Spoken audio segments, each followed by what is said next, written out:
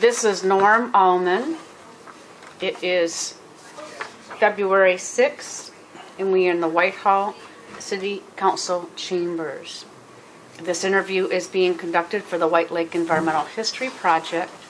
The White Lake Environmental History Project, a project of the White Lake Community Library, is collecting first-person accounts of the impact of pollution and environmental cleanup on the White Lake area community, 1940s and 50s through the present. We're gathering this from local residents, visitors, businesses, and workers. This project will help residents and visitors of the area to learn about and understand the impact of White Lake's environmental history, including its historical industrial era and restoration efforts. Norm, where do you live now, and where are some of the places you've lived? Tell us a little bit about yourself. I've basically lived in the Whitehall area all my life, living in the city of Whitehall. I grew up in downtown Whitehall, a block and a half from the main street, and then moved to Colby Street to a house that was originally owned by my grandparents and was on the edge of town, which is now in the middle of town. And about 7 years ago, my wife and I decided if we were ever going to do it, we needed to do it because I had a piece of land, a little over 50 acres, on the White River watershed, or valley, and so we built that, and for the first time in my life, I'm not a resident of the city of Whitehall. Are you comfortable sharing your age? If I have to, yeah. It beats the alternative, so I don't have a problem with it. I'm 69. Do you have a family history in the White Lake area? Yeah, my grandparents actually came here from Sweden, and the interesting thing about that is I've just this fall hooked up with, they found me, some relatives who are in Stockholm, and one of them is a surgeon over there, and we've been communicating back and forth. My mother's family were German, and they came up here by way of Chicago, and she was a Neubauer, and her mother was an Elke, and those are big names over in Montague. So I've always considered myself to be a White Laker. I'm ecumenical as far as the two towns are concerned. Can you describe your earliest memories of White Lake? I think so. I can remember as a youngster the fire whistle blowing and riding our bikes down to the fire barn, which was on North Mears Avenue. And the first fireman there would write on the chalkboard where the fire was in the summer. As many times as not, they would write tannery dump. And I guess that's one of my first impressions of the tannery. The dump, it seemed like, was always on fire. When I got a little older, I remember the tannery because I had a morning newspaper route, the Grand Rapids Herald, and I would deliver papers in there. One went into the flushing room where the hides came in from the packing houses, and I'll leave that at that. And the other one was up on the finish, on the top floor where the finished leather was, and it was always like walking into a shoe store. And I do remember also in that general time frame, people starting to hear people say, "Oh, you don't want to swim in White Lake," because this was in the 50s, the late 50s, early 60s, when that was just what was happening here in the White Lake area. So, when did you first become aware of White Lake's pollution problems? So on your paper route? Well, I started hearing about it, and I guess to first really become aware of it, I can remember reading Rachel Carson's Silent Spring, and it didn't really connect. I didn't connect with it, and she was talking about DDT and things in that book, as I'm sure you're aware, and I thought, yeah, well, okay. And in '67, I believe it was, I was first elected to the Whitehall City Council. And I had met Wint Dahlstrom, who, for people that didn't know Wint, in some ways Wint was a Renaissance person. He was talented in whatever he did. I remember for a while he was into motorcycles, and he bought a complete set of tools and did all his tuning and built his own bicycles, played piano, was an accomplished musician. And he started talking about these things. And I guess he must have thought there was some hope for me, because he would catch me downtown and drag me over to his office. And he always had jars of stuff that he had collected from the outflow pipes at the tannery. And he would unscrew them and stick them under my nose and go on about how this was what was being dumped into the lake. And I thought, well, that's not right. But, and I guess that is my first recollection of being aware of the fact that there were problems here, which eventually, of course, developed into a lot of places and a lot of problems. I can remember the Detroit News, two of their Sunday supplements, and it was labeled Part 1 and Part 2, dealt with the Hooker plant. I can remember the Saturday Review magazine, the front cover, title being Montague and the Temple of Doom. And those were just some of the first recollections I have, and also some of the first, when I had first gotten elected to the city council, I think the attitude, and if I'd have doubled if my age had doubled, I would have still been the youngest member of the city council at that time. I bet you can't say that, Tanya. And the attitude was, we have to protect these jobs at all costs. And, you know, that was the attitude of the overwhelming members of the council. I'm sitting there looking, and as I said, I was the youngest. If you'd have doubled my age, I'd have still been the youngest. So I was kind of out of the thing. And I remember one of the first meetings involving this stuff was the Svensons came, Charlie and his wife and some other people, saying, you got to do something about this. The odor, the stink, the lake, it's killing the business and of the resort.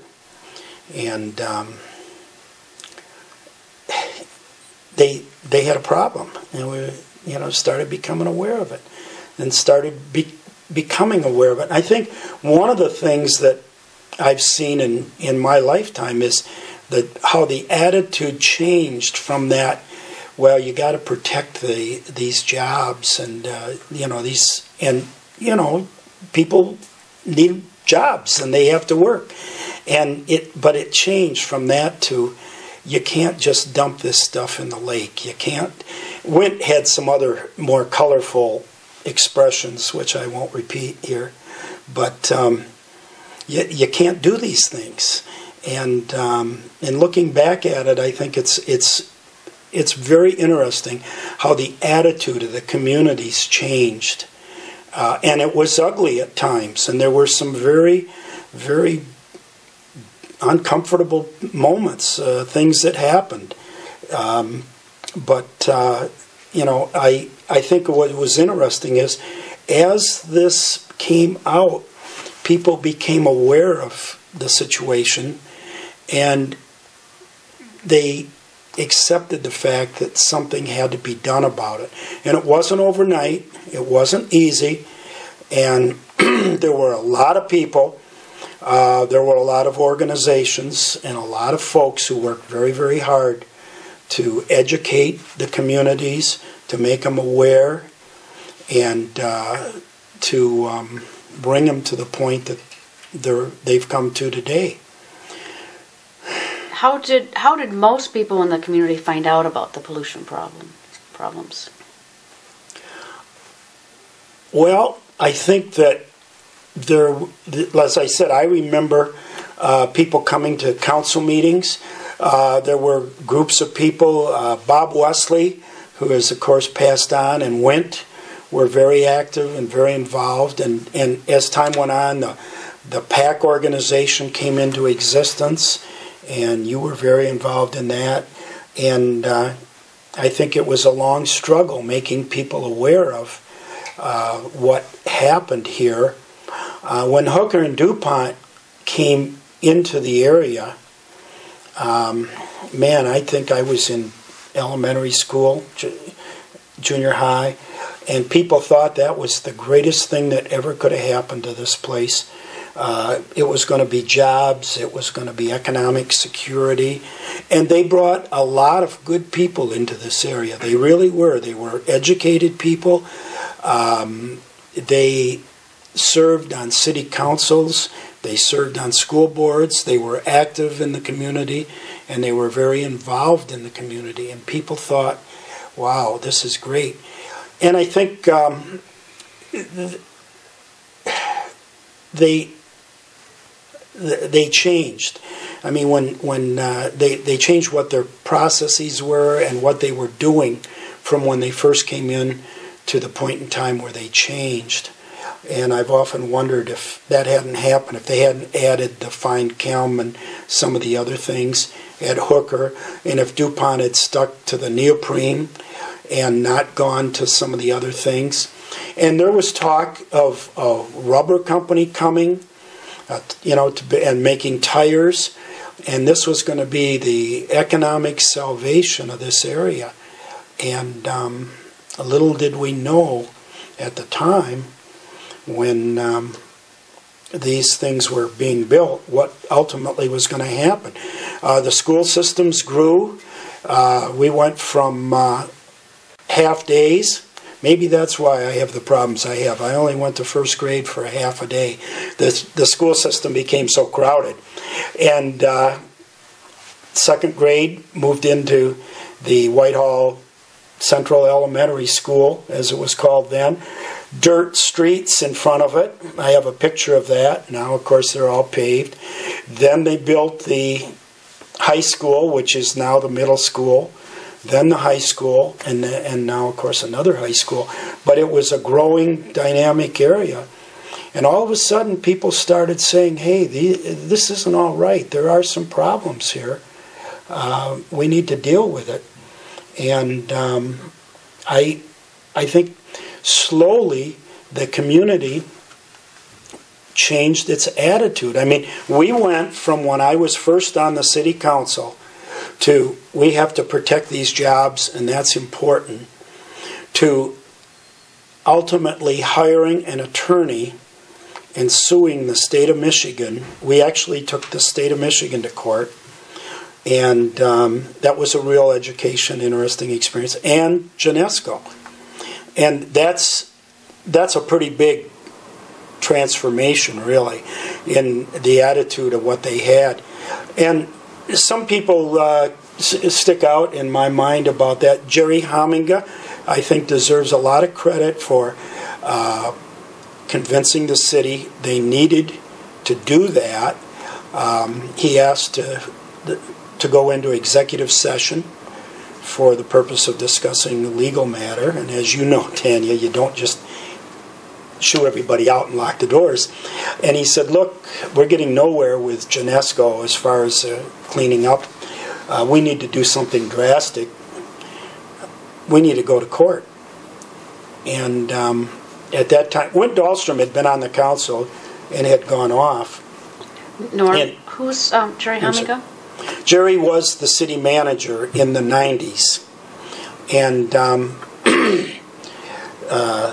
we contacted the State Bar Association. They gave names of environmental attorneys.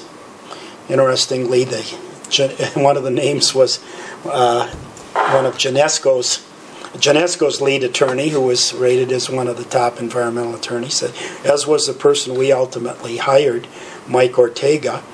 So, and it was not inexpensive. It cost a lot. There was the White Lake PAC. which a lot of people were involved in, which held a lot of meetings, public meetings, which brought attention to people about this situation. And I remember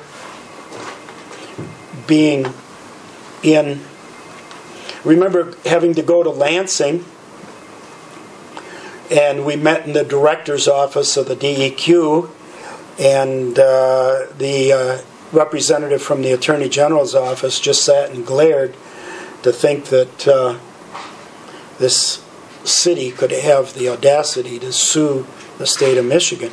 But what that did is it brought the city to the table and allowed them to be involved in the negotiations for the cleanup of that particular site. And ultimately, we ended up with a cleanup going beyond what we at that time envisioned would be possible. And I've thought about that, and I'm not so sure that Genesco didn't say, they had the pack jumping down their throat, the city. Another organization came along and was created, primarily, I think, of property owners of the lake, but a lot of other interested people, the White Lake Association. I'm not so sure, but what they didn't say, let's just do this and get out of here. Because they went beyond things that the state was even interested or willing, I think, in forcing them to do. Occidental Petroleum has one of the fellows working out there told me that at this point in time, and I don't have the numbers in front of me, they have expended more money than was ever made at Occidental in the cleanup, and I would have to believe that, and it's going to be a long time before that's done. And one of my hopes now is that the community and the city and the cities and the townships and the people don't kind of accept the fact that it's done and it's all cleaned up. This is a long, long process. And actually, I've just talked about things in my lifetime. The first environmental terrorists were the lumber barons, and we kind of romanticize them now as these guys that floated the logs down the rivers and everything else. My God, they ran off all the topsoil, dumped it in the streams, and created havoc that we'll be trying to correct for decades, centuries. Norm? Yes?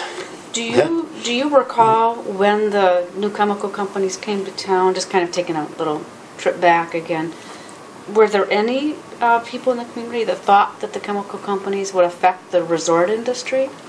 There were people that questioned it, and I'm hesitant to throw out names, but I can remember reading one article. A man by the name of McFall, I believe, went out to Niagara Falls and came back, and I believe he hired Burr Cochran to represent him in objecting to this. And there were some other people who had letters in the paper and questioned it. And as you know, prior to that, after the lumber era died off, White Lake became a very well-known resort area. The lake was lined with resorts, and there's all kinds of stories about that, about how they had slot machines in all the resorts, and they had a phone tree, and that if you got raided, you called two other people, and they had two people to call, and pretty soon the word got around the lake, so nobody else had their slot machines confiscated. It was a big business. The Goodrich lines came in here until the late 20s, and then of course the railroads and the automobile. The Michigan Pike, which was one of the first paved roads in Michigan, brought people from Chicago all the way up along the shore. There's a great book out about that, and it didn't seem to make a lot of concern to folks, because I don't think anyone envisioned that things could happen as badly as they did. And I've also had a lot of people say, and this would have been before my time, that prior to World War II, the tanning process was done with bark. And so it was all a natural process. And then chemicals came into play, and it became a chemical process. And the lagoons, the bark would, put a tan, a color discoloration in the water, but it was all organic. The chemicals went into lagoons, where they settled out. When the lagoons got full, they dug them out and just dumped the stuff in the marsh, the wetlands next to the building, which today we would all go bonkers over. But it was the accepted way of doing things back then. And everybody thought, well, this is fine. It's creating jobs and people are working. In back of Montague Foods, I've walked around there recently, and of course that was a dump, which is being cleaned up. You just pushed it in the wetlands. You filled them in. And also, there was a foundry there. And the slag and stuff that they've dug up from foundry scrap, basically, it was the way things were done. You dumped them in the water. You filled in. You put your sawdust and edgings in the lake. And you made land. And that's the way things were done. And it's been a long, long process. And I think it's very interesting. I think we've come a long way. I think that probably there aren't very many places in the Great Lakes that have come as far as White Lake. I think that's something that this community should be very proud of, and the people who were involved in it. And you have to give everyone credit for it. I think you have to give the community credit for developing that awareness. I think that is, no one person does it by themselves, but a few people were able to start educating people and making them aware of the fact that this is a problem and something needed to be done. And that's where it's gone. When I first got on the council, everyone was saying we have to preserve these jobs. These people are working there, and they have to. And I thought, yeah, that's important. And I guess I transitioned over to maybe becoming a hardcore in the other way. You don't dump it in the lake. It's my lake. And as I said, Mr. Dahlstrom used some other expressions about it. But I guess now, at this point, I've become very intolerant of it. I'll go so far as to say none of the companies that made money polluting the lake have really done anything, what's the term I want to use, reparations for the community. I think the community is owed something. They made money here. They made neoprene, they made caustic soda, they made shoe leather. They give every incoming president a new pair of shoes, the company that made leather here. But I don't see anything that the community, they left for the community, but a real mess to clean up. And again, I'll say I think it was accepted at the time that that's the way things were done. But we know now it wasn't right, and we know it has to be corrected. And I don't think it's a question of what it is costing them. That's not the point. The point is it needs to be cleaned up. You did it. You correct it. How do you feel the issue of pollution affected the White Lake area? I think it gave us a black eye all over. And I think I can give one example. I've been in places around the Midwest, and they ask, where are you from? You get to talking to people, you're in a meeting. And they're trying to figure out where that is. And I used to say, we had Miss America, Nancy Fleming, and now that's far enough back that I don't know if everybody would remember that. I'm sitting at the McCormick Inn in downtown Chicago at a conference that I went to with the community ed director from Whitehall. And I'm talking to this guy who was from the University of New Mexico. And I'm going through this spiel. Well, I knew where he was in New Mexico. He said, oh yeah, you got all that chemical contamination. He had read it in the newspapers. As I said, it made the national news. And I think it did damage us. So I think it's extremely important now that we make people aware of the fact that we probably, and certainly Tanya is responsible for contributing a lot of that, we probably, I think, have done as good a job as any place in the Great Lakes as far as cleaning up. I really do. We've got. Is there more to do? Yeah. And is there more things we can do? Yeah. But I don't think there's any place in the Great Lakes that can say they've done more than the White Lake area has. And I think it's because of a lot of people in the area, organizations, and the interest and the pressure. I had a fella from who's retired now from DNR, I believe, before they became DEQ, and then went back to DNR, now are back to DEQ. Government likes alphabet soup. And he told me flat out, he said, you know, I could take you to places in Michigan that are far worse than anything you have here, and absolutely nothing is being done because the people haven't raised Cain like the White Lake people did. So, to their credit.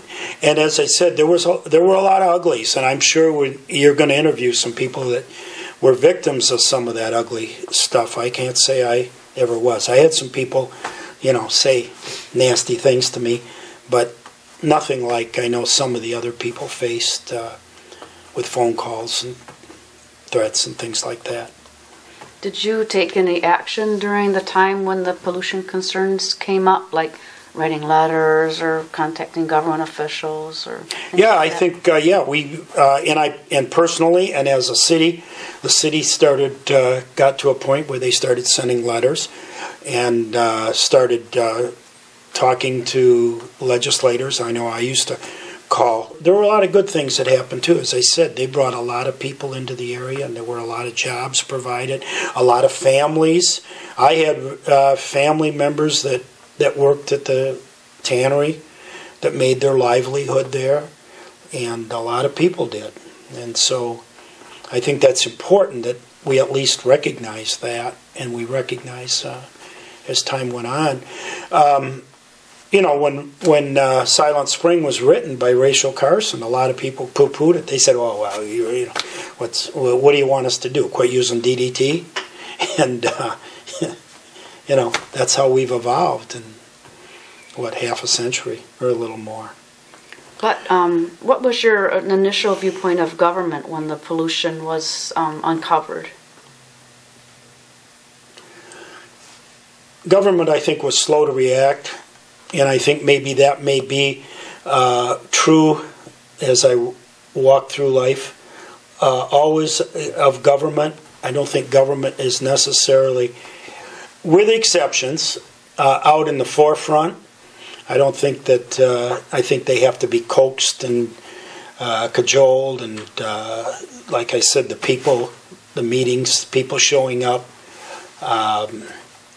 And I think eventually there was that awareness that they became aware of the fact that this is a problem that has to be dealt with.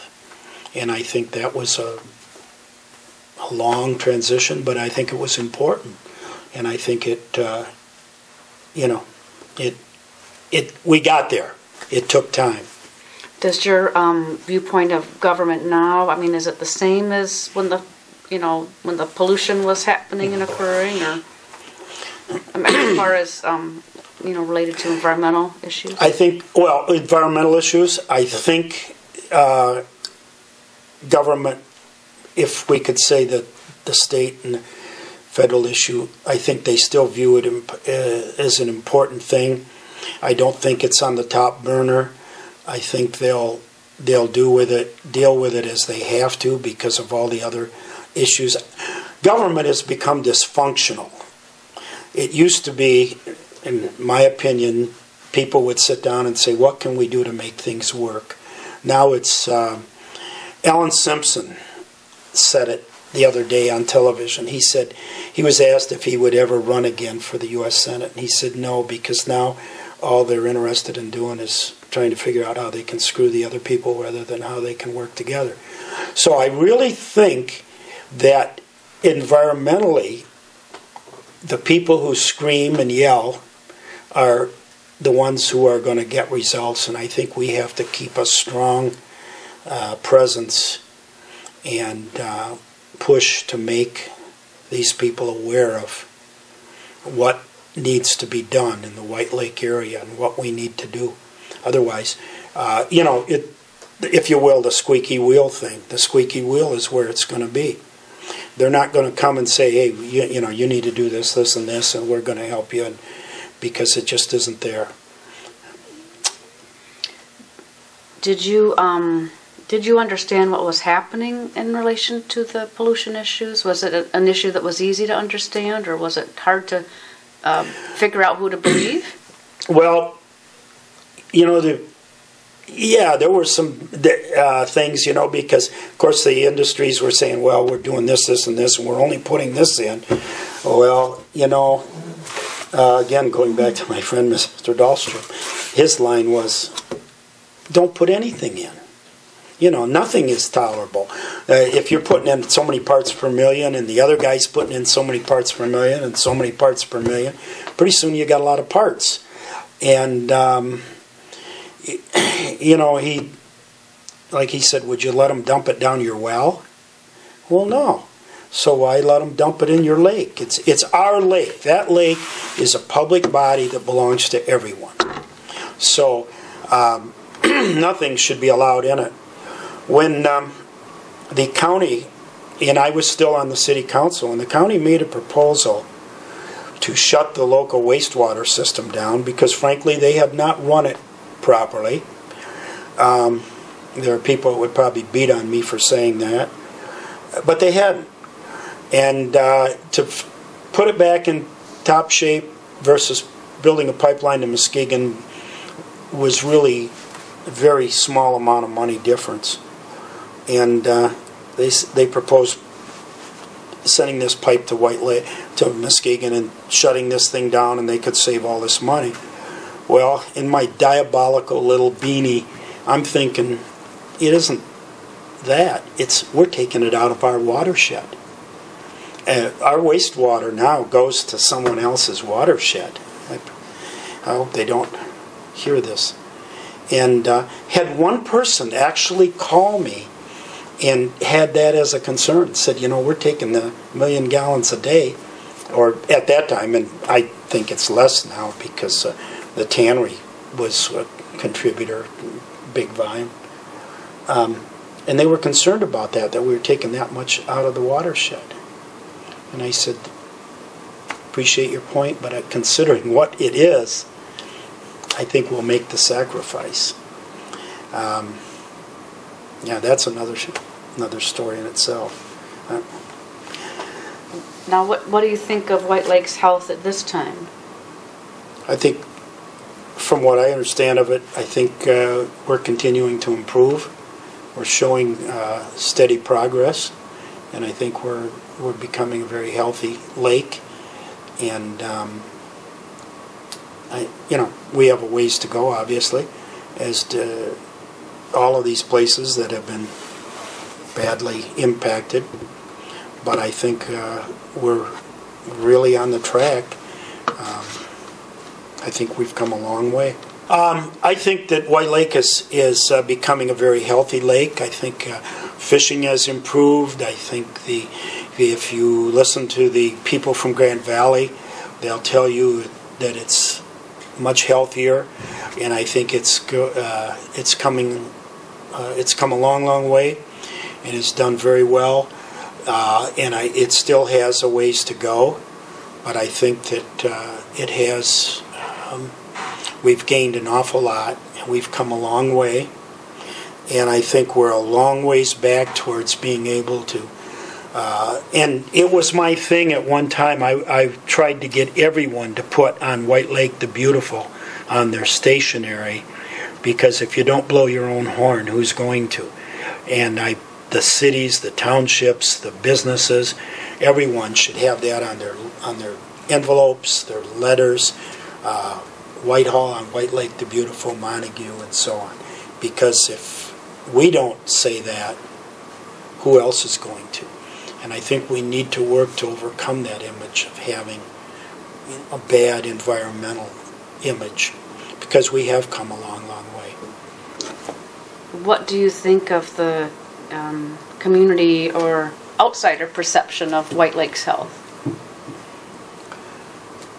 I think that it's improving. I think that it's getting much better. I know people in Lansing who did not buy property on White Lake because of their concerns about some of these issues that we have talked about. And they went further north. I think today, if they were to look at White Lake, they would have a different assessment. Do you, what changes do you see for the White Lake area in the future? I would like to see, where possible, the acquisition of some more parcels of land into public ownership. I've always felt that you have to have places for that the public can go and get on the water, and if just to sit and view it. That's what makes, in my opinion, Chicago such a great city. Is it's got so much of the lakefront is publicly accessible, and again, to work on this image and to pick out, I'm sure there are places that need to be attended to as far as cleanup yet. I think we're winding down on those, and I think that we've come a long, long way. What do you envision as the community's greatest needs in relation to environmental protection? I think vigilance. I think we need to monitor the industries we do have. I think we need to make sure that we don't allow anything in the future that could be detrimental to the environment. And I think it's a constant thing of awareness. And I would hope that the difference from the 50s, when a lot of this happened, to now is that people are more aware, and they are acutely knowledgeable about these things. So, hopefully we will not have some of these kinds of things happening in our area, at least, again. What are some of the actions necessary to address environmental protection?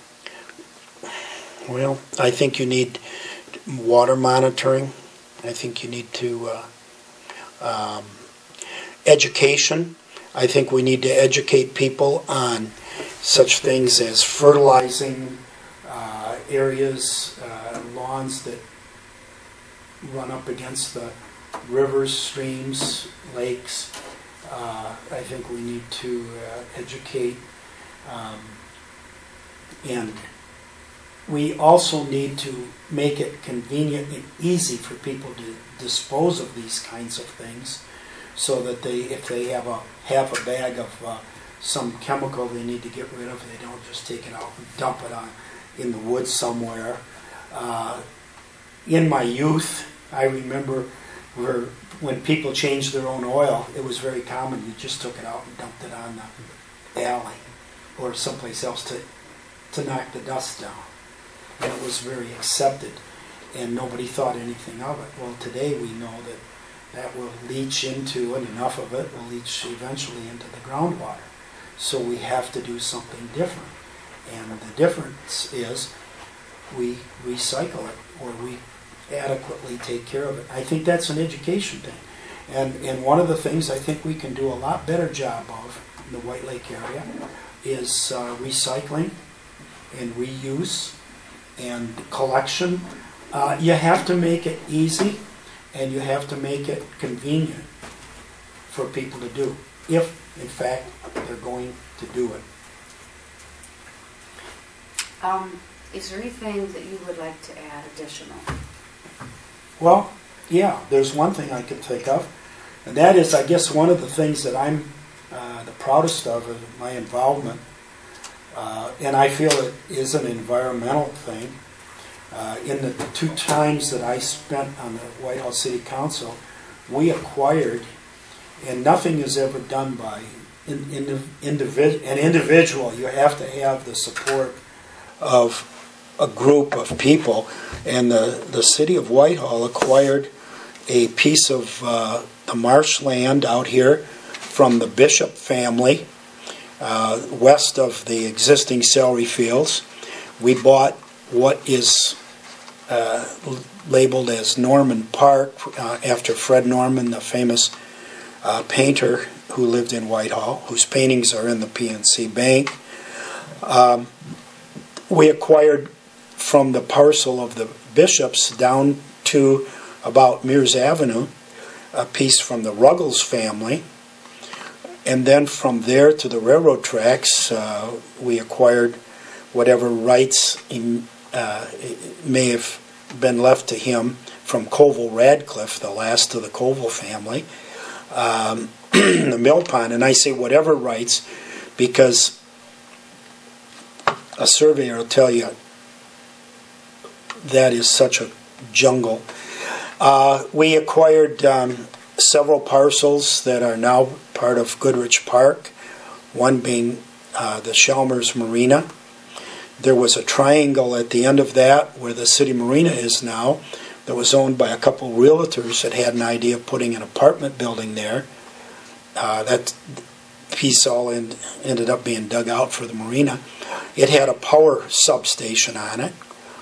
On the other side of the park, there was a wood product building, a triangle, which the city purchased and acquired that beautiful parcel of land. While I was on the council also purchased the Lion's Den parcel of land. So one of the things I think I'm the proudest of is that the city of Whitehall has had a history of acquiring some significant parcels of land that I think impact environmentally, because you can zone something, you can do a lot of things to it, but the way you can really control it is if you own it. And if you own the wetlands, you don't have to worry about somebody wanting to dredge it for a marina or drain it and farm it or anything else, because you own it. So that's something that I feel that the city has really done that's a remarkable thing. Okay, anything else? No, I think that White Lake has come a long way, and I mentioned some of the organizations, the White Lake PAC, the White Lake Association, the cities. I think all of these things contributed. I think everyone who was involved played a part in it. There were a lot of people, and I just hope you get them all. And it's an ongoing battle. And I hope that people don't get the idea that it's done, because I think some of the roughest times have happened. And I hope they don't just think, well, it's all over with now, we can forget about it, because that's when you run into problems. Thank you very much, Norm. Okay.